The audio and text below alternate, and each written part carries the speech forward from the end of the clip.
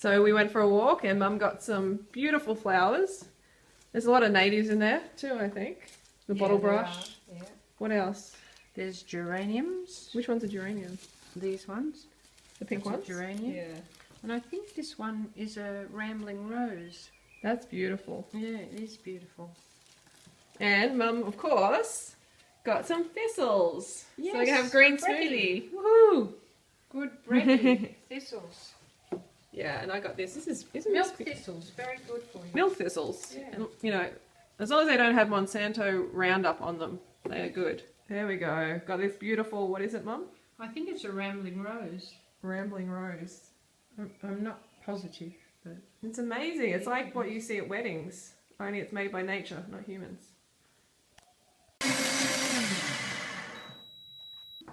The green goddess is going in. Yummy. Look what Mama Duck got me. This is so cool. This is a water filter in case, well, it's not a water filter, it just holds the water. You put the water in there, you put the lid back on, and then you got a pineapple. In Thailand, they call it sapalok. Okay, so something I like to do before I have the main event, sometimes I do this, is have a Dr. McDougall noodle soup. Check out these noodles. I used to have this when I was young, like the 2-minute noodles. Remember that, Mum? yes, I do. So love them a lot. And so this is really good. And you can regulate the amount of salt you put in it. I only put like a quarter of one of these sachets. So that's really cool. And I actually just burnt my hand. Burnt my hand pouring boiling water into this, but I poured it on my hand, so it was a bit silly. But we've got some aloe vera here. Mum went hunting down the street, found some aloe vera, which is excellent for burns, isn't it, Mum? It is the best thing. Really, really good. Mum's had some major burns, haven't you? Yeah, I have. From cooking. And ironing. Yeah. So that's it. All right, I'm going to get into this. Mum's going to make a curry and a honey. Okay, Mum's made this beautiful curry. She learnt to make it actually in Thailand. And we have some brown rice. This is going to be beautiful. Let's serve it up. Yes. Okay, so I'm busy peeing my burn. Got the frozen peas on the burn. It's not too bad. It's pretty good. And we just watched this awesome video from Joe about starvation and what it does to your metabolism and your weight. So you definitely got to check it out after this video. I'm going to attach it on the end. So please watch it. If you've ever dieted in your life, you have to watch this, okay? Okay? Okay. Okay. And that's it. Okay. Yeah, we had our curry. That was very nice. We had a curry and a honey. And another day of fun tomorrow with Mum. Yeah. So don't forget to go fruit yourself. Oh, root yourself. Yeah. And we'll see you tomorrow. So it's called actually The Biology of Human Starvation. And it was a study done by Ansel Benjamin Keyes, who's a very well-known scientist, researcher of the time in the 50s, and in the University of Minneapolis. So it's called the Minnesota Starvation Experiment. That's the actual document study. Anyway, let's go on. So the Minnesota Starvation Experiment was a clinical study performed at University of Minnesota in the 50s. And it was basically an investigation designed to determine the psychological and physiological effects of severe and prolonged dietary restriction. Basically dieting. They were doing it as a war effort to work out how to refeed Europe, but the implications is that it's useful for us today. And that's basically what it says here. It was a semi-starvation subject on healthy men over a 12-month period. And there were 4 phases which are really clear. The controlled period was basically 3,200 calories, and the semi-starvation period, don't know what does that, semi-starvation period was 24 weeks, and they had 1,500 calories, which is just about where diets head towards, right? In fact, many diets go below that. So they were calling this severe starvation. 1,500 calories. Bear that in mind. Then they had a rehabilitation period, and they were each given different diets. So we're trying to work out what's the best way to refeed. And then the final rehabilitation was an unrestricted food intake, so you could eat whatever you wanted to. And as I said, it was really looking at the dieting for the modern modern day, even though it was designed as a war effort. Because as it says here, our bodies can't tell the difference if they're being starved involuntarily, like the war victims, or voluntarily. It does not have any idea. And as I said, it was very controlled. The men lived in the lab and they did daily exercise, walking about 3 miles. So imagine in your life, how many times have you gone on a daily exercise regime and combined it with a low calorie intake in order to lose weight? If you've done that, then you are part of this experiment, and what you discover here applies to you. So, they chronicled what the men did, and the men lost 10% of their strength, and their physical endurance dropped by half. So that's the first thing that happens, is that you become weak and tired. So that's what you may have experienced on a diet in the past. Their metabolic rates declined by 40%, and their heart volume shrank by 12%. Remember, this is only 3 months. This is a 3-month program. How many diets have you done, and for how long? Pulse is slow, temperatures drop. They complained of feeling cold, tired, hungry. Been there, done that.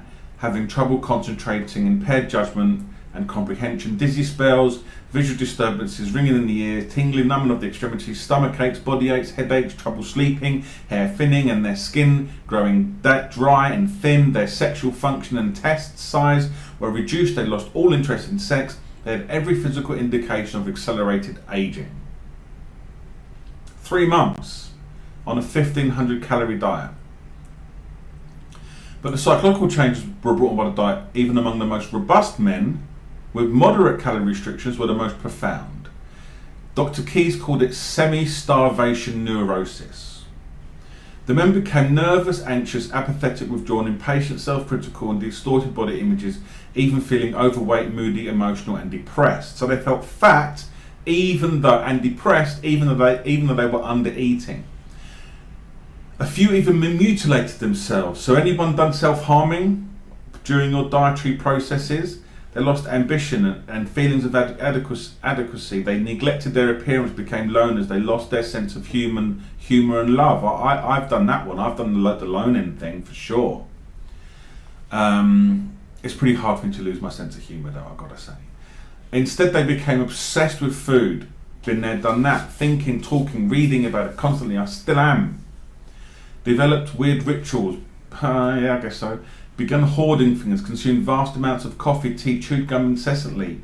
Binge eating episodes also became a problem. That was one which was particularly powerful for me. The act of restricting food and the constant hunger made food the most important thing in one's life, said one of the participants.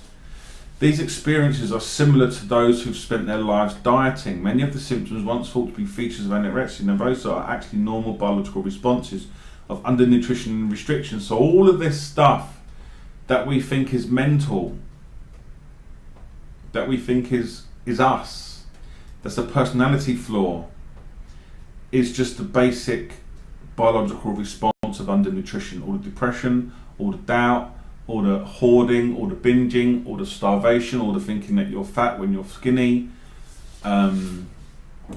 withdrawing, isolation, you name it.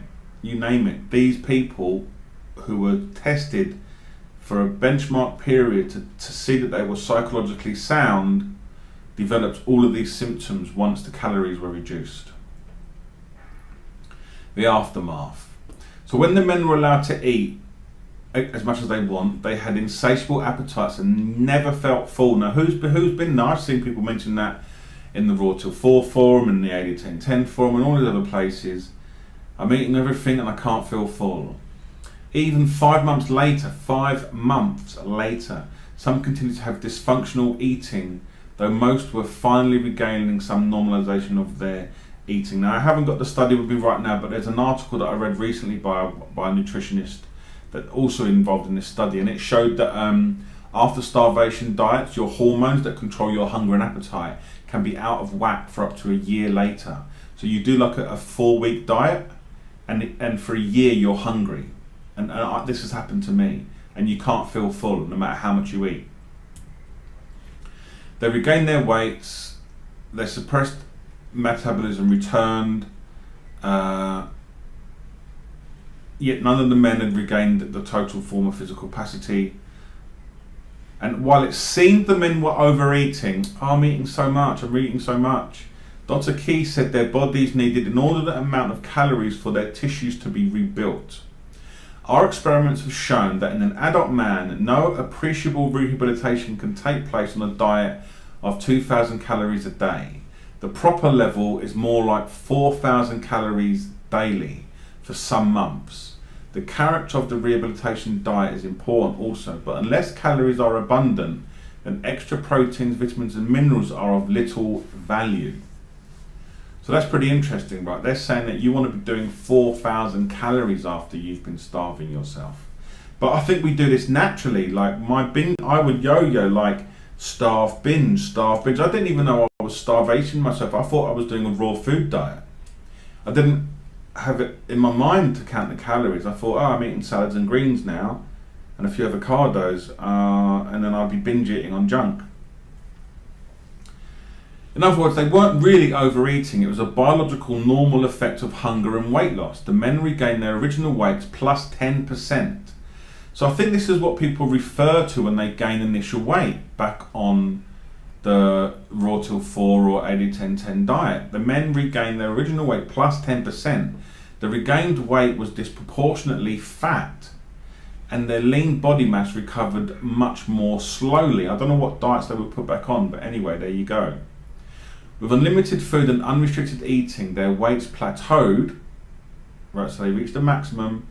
Finally, about 9 months later, most had naturally returned to their initial weight without trying. So everything settled out without any further intervention. I suspect that further intervention, like more dieting, makes that, I'm just thinking this live now, extends that 9 months into the future where it cannot be reached. Unless you actually eat. Unless you actually forget about weight loss and eat, you're always delaying that 9 months.